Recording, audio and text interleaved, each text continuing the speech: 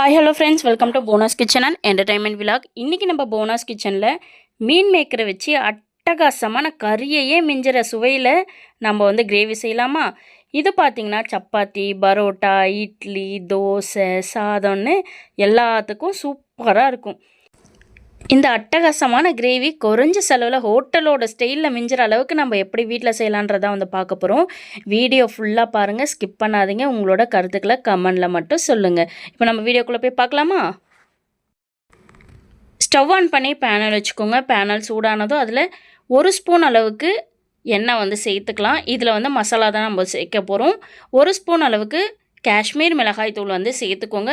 Stove சிம்மில் தான் இருக்கணும், அப்போ தான் தீயாமல் வரும். இதை லைட்டாக கரண்டி வச்சு கிளறி விட்டுருங்க. இன்றைக்கி நான் ஒரு 50 கிராம் அளவுக்கு மீல் மேக்கர் எடுத்திருக்கேன். அதை நல்லா சுட தண்ணி போட்டு நல்லா வாஷ் பண்ணி க்ளீன் பண்ணி வச்சுருக்கேன். அதை இந்த மசாலாவில் சேர்த்துக்கலாம். மசாலாவில் நல்லா முன்ன பின்ன நல்லா கிளறி விடுங்க. ஒரு ஈவனாக இருக்கணும். இது கூட லைட்டாக பிஞ்ச் ஆஃப் சால்ட் சேர்த்துக்கோங்க. கொஞ்சம் சால்ட்டு சேர்க்கும்போது டேஸ்ட்டு கொஞ்சம் கூடுதலாக இருக்கும், அதுக்காக தான் சேர்க்குறது. இதை லைட்டாக கிளறி விட்டுருங்க. எண்ணெய் அதிகமாக ஊற்றக்கூடாது, லைட்டாக தான் ஊற்றணும். இதை ஒரு பிளேட்டில் மாற்றி வச்சிடலாம்.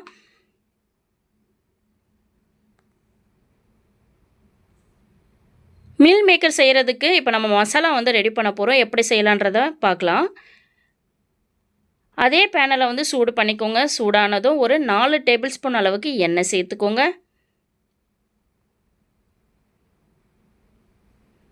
இது 4 பேரோட மெஷர்மெண்ட்டுங்க. உங்களுக்கு எத்தனை பேர் இருக்காங்களோ அத்தனை பேருக்கு உண்டான மெஷர்மெண்ட் நீங்கள் கம்மி ஜாஸ்தி பண்ணிக்கலாம். நான் இன்றைக்கி 3 பெரிய வெங்காயம் குட்டி குட்டியாக கட் பண்ணி அதை சேர்த்துக்கிறேன். இதை நல்லா ப்ரௌனிஷ் பதத்துக்கு வதக்கணுங்க. அதாவது கோல்டன் ப்ரௌன் கலரில் வரணும். அப்போ தான் கிரேவி நல்லா அட்டகாசமாக இருக்கும். இப்போ பாருங்கள், கரெக்டாக அந்த கோல்டன் பதத்தில் இருக்குது. இதை நம்ம ஒரு பிளேட்டில் ஆற வச்சுட்டு மிக்ஸி ஜாருக்கு மாற்றிக்கலாம். இது முழுமையாக ஆறுனதுக்கப்புறம் நம்ம மிக்ஸி ஜாரில் மாற்ற போகிறோங்க. இது கூட நம்ம மசாலா சேர்த்துக்கலாம். 1/4 ஸ்பூன் அளவுக்கு மஞ்சள் தூள், 1 ஸ்பூன் அளவுக்கு காஷ்மீர் மிளகாய் தூள், காரம் கம்மிங்க, கலர் கொடுக்கும். 1 ஸ்பூன் அளவுக்கு தனியாத்தூள், 1/2 ஸ்பூன் அளவுக்கு கரம் மசாலா. இதில் 4 பல் பூண்டு தோலை உரித்து சேர்த்துருக்கேன். குழம்புக்கு தேவையான அளவுக்கு உப்பும் சேர்த்துருக்கேங்க. நான் ஃப்ரெஷ்ஷான புளிக்காத தயிர் ஒரு 25 கிராம் அளவுக்கு நான் எடுத்திருக்கேன். இதை நல்லா மிக்ஸி ஜாரில் அரைச்சி எடுத்துக்கலாம். பாருங்கள், நல்லா ஃபைன் பேஸ்ட்டாக இந்த மாதிரி அரைச்சி எடுத்துக்கணும்.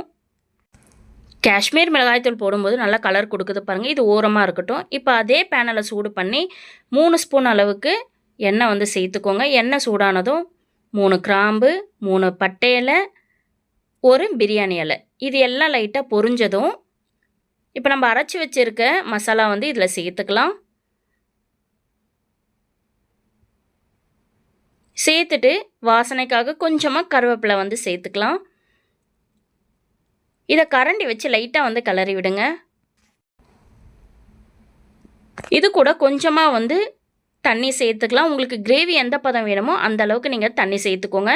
இதை அப்படியே லைட்டாக கிளறி விடுங்க. கிளறி விட்டதும் லைட்டாக பபிள்ஸ் அங்கே வரும். அந்த டைமிங்கில் நம்ம பிளேட் போட்டு நல்லா மூடி வச்சிடலாம். இப்போ ஸ்டார்ட் ஆகுது பாருங்கள் கொதிக்கிறதுக்கு. இப்போ நம்ம ஒரு பிளேட் போட்டு மூடி வச்சுட்டு ஒரு 5 மினிட்ஸ் நல்லா கொதிக்கட்டும். இப்போ 5 நிமிஷம் ஆகிடுச்சு. நான் ஓப்பன் பண்ணி காமிக்கிறேன் பாருங்கள். கிரேவி ரொம்ப தண்ணி இல்லாமல் கரெக்டாக வந்திருக்கு. இப்போ நல்லா கொதிச்சும் வந்திருக்கு. இந்த கிரேவியோட நம்ம ரெடி பண்ணி வச்சுருக்க மீல் மேக்கரை சேர்த்துக்கலாம். மீல் மேக்கர் சேர்த்ததும் இந்த மாதிரி கரண்டி வச்சு கிளறி விட்டுட்டு மூடி போட்டு ஒரு 5 நிமிஷம் மீடியம் ஸ்லோவில் வச்சிடலாம். இப்போ 5 நிமிஷம் ஆகிடுச்சு. நம்ம பிளேட்டை ஓப்பன் பண்ணி பார்க்கலாம். எண்ணெய் தனியாக பிரிஞ்சு வந்திருக்க பாருங்கள். இது கூட கொத்தமல்லி இலையை தூவிட்டு நம்ம ஸ்டவ் ஆஃப் பண்ணிக்கலாம். மீல் மேக்கர் கிரேவி எவ்வளோ சூப்பராக ரெடி ஆகிடுச்சின்னு பாருங்கள். சுவையான ஹோட்டல் ஸ்டைலில் மீன் மேக்கர் கிரேவி ரெடி ஆகிடுச்சிங்க. இந்த ரெசிபி உங்களுக்கு பிடிச்சிருந்தா ஒரு லைக் பண்ணுங்கள், ஷேர் பண்ணுங்கள், கமெண்ட் பண்ணுங்கள். இந்த மாதிரி எளிமையான சமையல் குறிப்புகளுக்கு நம்ம சேனலை சப்ஸ்கிரைப் பண்ணுங்கள். சப்ஸ்கிரைப் பண்ணதோடு மட்டும் இல்லாமல் கூட இருக்கிற பெல் ஐக்கானையும் கிளிக் பண்ணுங்கள். இதே போல் நம்ம அடுத்த வீடியோவில் மீட் பண்ணலாம். தேங்க்ஸ் ஃபார் வாட்சிங்.